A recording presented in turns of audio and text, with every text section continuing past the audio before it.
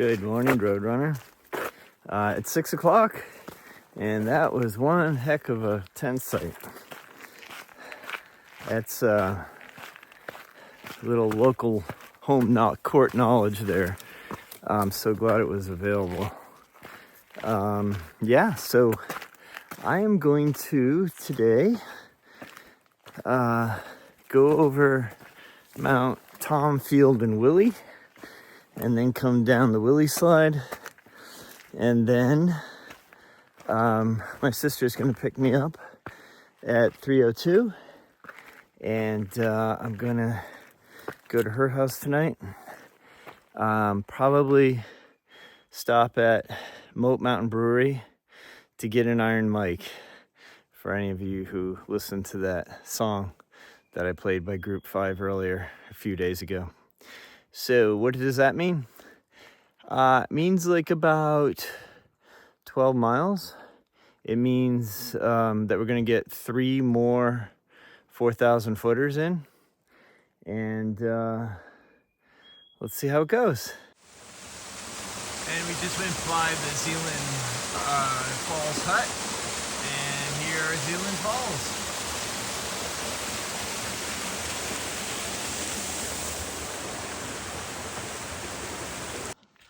So in order to do this little side trip, we actually are going up and called the AZ Trail, and that will get us up to Mount Tomish.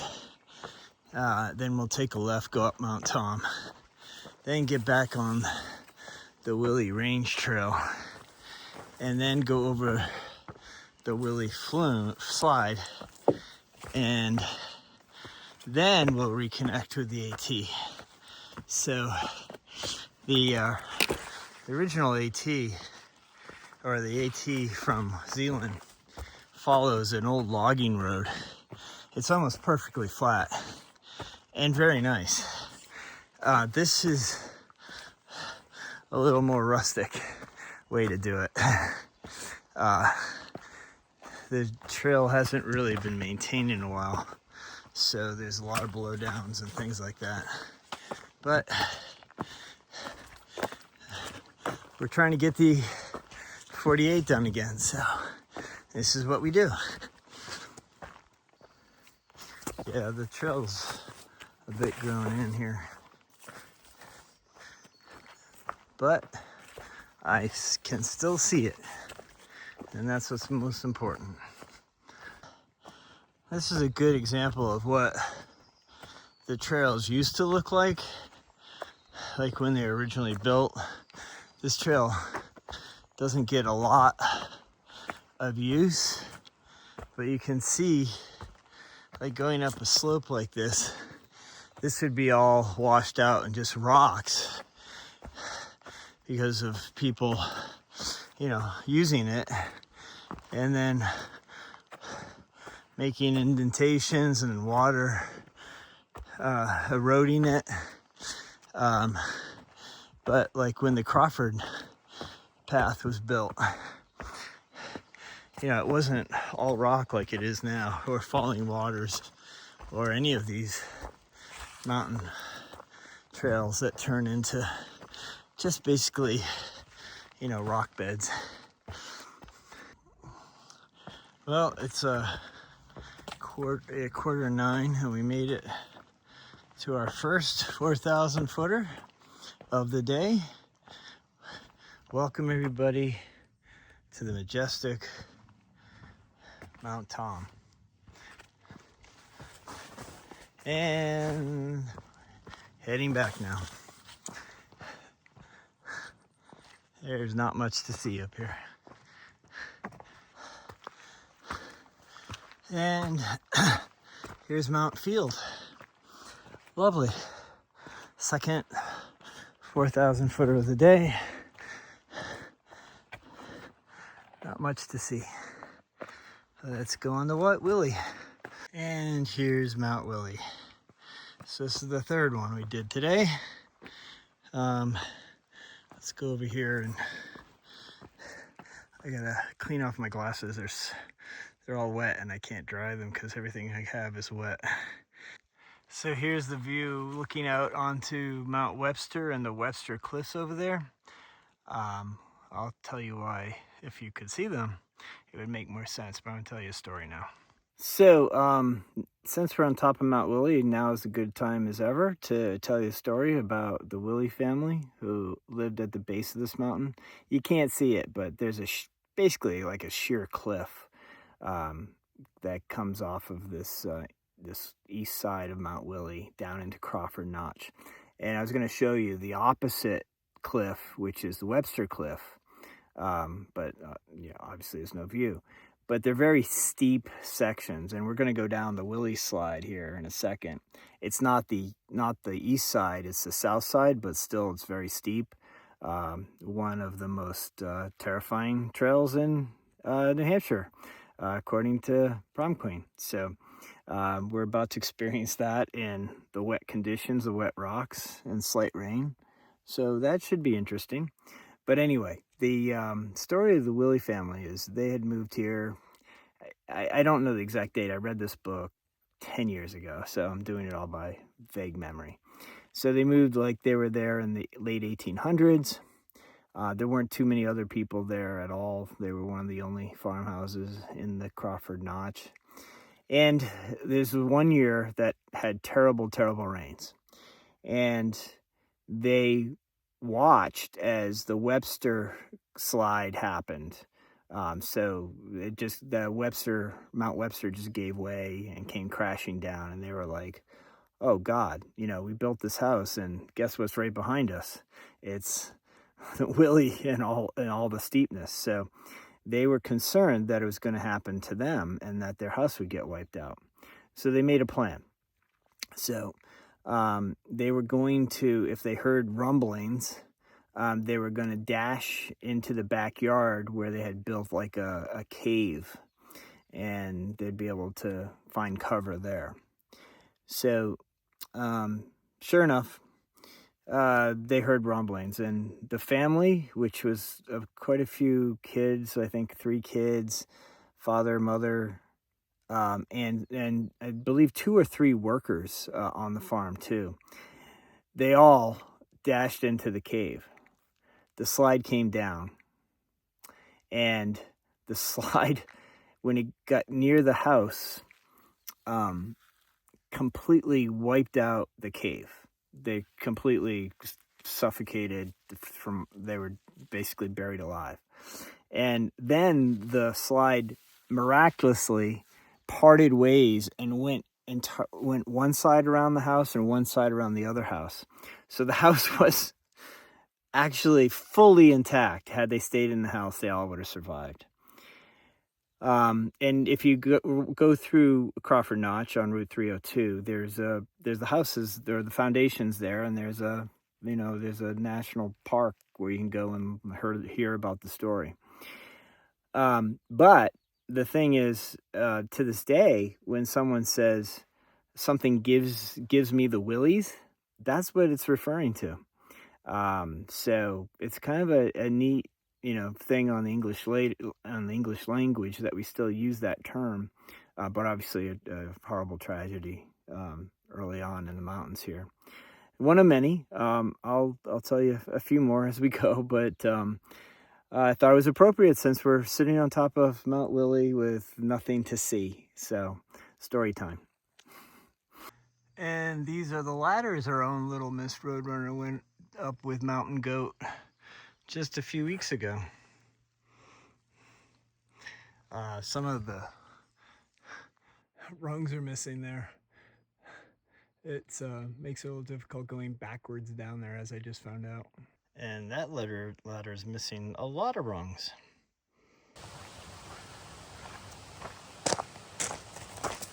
Railroad crossing. So there's a trestle up there as you get a little further up that's really high along a cliff. And if any of you watch the Wild with Bear Grylls episode, he had Don Cheadle and himself rope climb up that trestle. It which is pretty neat. I think Bear Grylls is awesome. And it's just, if you ever drive through Crawford Notch, look up to the left as you're going north, and you'll see the giant trestle. Okay, we're walking down from the parking lot down to Route 302 where the AT crosses. Well, this technically is the AT on this road. So when I come back in the morning, I don't want to have to re-walk this, so I'm going to walk it now. And yeah, that's why I'm getting picked up down there as opposed to up in the parking lot. My sister's coming. I think we just may go to Moat Mountain and get an iron mic. But let's see what she wants to do. So I'm just sitting here at the 302 Appalachian Trail Junction. And waiting for my sister to come pick me up, and looked at the mileage is technically 8.9 miles that I hiked today from Z Cliff to here. I hiked a lot more, but I don't know what the calculation is, so we'll just go with 8.9. Yeah, hanging. This is a good opportunity to see what we're going up tomorrow. That is steep. It's only going to be like 8 miles to Mispa, but it's 8 steep miles. And then we'll go that way down the ridge. But yeah, that's mighty steep. So we made it to Moat Mountain, and I am having a iron mic. There we go. And I'm sitting here with a bunch of lovely women who are hiking partners, friends with my sister, who's sitting there. And I just wanted to go around the room because some of these women have done some pretty cool stuff. So Cindy, start with you. What's your Cindy? Do you have a trail name? I do. It's Buttercup. Buttercup. Yeah. So. And how did you get that? Last year I hiked the New Jersey Appalachian Trail, and this year I was supposed to do the New York, but I had head injuries, so I didn't make it. So I'm recovering now, and I'm hiking with these lovely ladies whenever I can. Okay. And what have you done besides New Jersey? Up here, you know, the AT up here, not all of it, but some of it, AT and some of pieces of it in the 100-mile wilderness in Maine. Oh, cool. Yeah, so bits and pieces here and there. Right. I love going to the huts up here in New Hampshire. Yeah. It's fun. Okay. Well, thank you, Sheila. Hello. Do you have a trail name? I do not. Do you want one? I hadn't really thought about it. Okay, well, by the end of the dinner, we may have come up with one. Oh boy. There you go. And are you all in a group that hikes together? Is that how it is? Well, or we met up in a meetup. You met up with a meetup group. Okay. And I couldn't find the trail. That's not unusual for me. That is her claim to fame. That's my claim to fame. What do you mean you couldn't find the trail? Well, GPS took me to the wrong trail. Oh, at your first meetup. And I met another woman, Jen, who her GPS took her to the same place. So we kind of looked at each other and said, let's just hike. Yeah. So we did. Nice. And she said, I know this woman, Robin, that would absolutely, you'd get along great. Yeah. Because we both did horses and Yeah. a lot in common. Yeah. So she introduced me to Robin and Nice. your crazy sister. Yeah. And here we are. Thank you. Thank you. And Robin says you hike like you're 40 years old. Like you're... Well, I am. Crazy. She's only 10 years away from us. And you can figure out which direction. No, I'm going with my watch. My watch tells me I'm 61, so I'm staying with that Go one. with that. Okay. And Diane? So, well, first of all, let's talk about a little trip you have coming up. Where are you going? I'm headed to Nepal for 35 days in October. 35 days. And where are you going? What are the sites that you're going to be seeing? We're going to do a trek outside of Kathmandu. We're going to do a trek to a place called Pikey Peak, which is Sir Edmund Hillary's favorite view of Mount Everest. Pretty and then cool. we're going to go to Pakura, a beautiful lake. Wow. And then we're going to do a trek into the Annapurna Valley to a place called Poon Hill. And we're going to end down in Chitwan, where there's an elephant sanctuary and then some rafting out. How cool is that? Pretty excited. That's a trip of a lifetime. Yep, very excited. Wow. And you leave October? In October. Okay. So how did you meet up? Same thing, the meetup group, or did? Yes, we met in the meetup group. Okay. And then we all, in addition to the meetup group, we just kind of text each other and hike because we've all fallen in love with hiking in the White Mountains here. Right. And you've done some, right? You've done, what list have you done? Oh, I've done my 52 of the View, my 48 4,000 footers, and the Camino. Oh my The gosh. French Camino. That's pretty cool. So. And what are you going to work on next in New England? I don't know. I could be talked into the 67. Yeah. Well, that's talked kind of into a the natural 67. progression after the 48. Yeah, Nice. possibility. Okay. And then we have Robin, who she has a trail name as of today. I have an official trail name. Oh, Very so excited. do share. I'll let Mark talk about it. He's the one that gave it to So me. Robin's been so great, like lugging me around all over New Hampshire when I'm coming through the AT, taking me home, getting me showers, getting me supplies. And then when she's on the trail, if you need something, it'll be like, my boot broke. Oh, I have an extra pair in my backpack. My poles, I lost my pole. Oh, I have another set of poles. So her pack weight is a little more than the average yes. bear. Yes. So as a result, her official trail name from this point forward is Sherpa. That fits Can we you. precede it by the axe shirt? The action. Right. And We shouldn't get into that.